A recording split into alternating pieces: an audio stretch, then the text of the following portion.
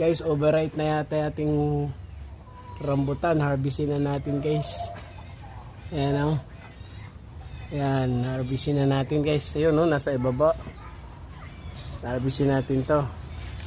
So, akitin ko ba to? Baka may higad. Pati dun sa kabila.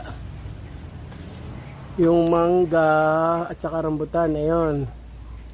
Ito, may rambutan din dito. Konti lang doon. Yung isa maraming bunga. Ayun, sa kabila. Puntahan din natin. Ubusin muna natin ito isa. Ayan, nagpakain tayo.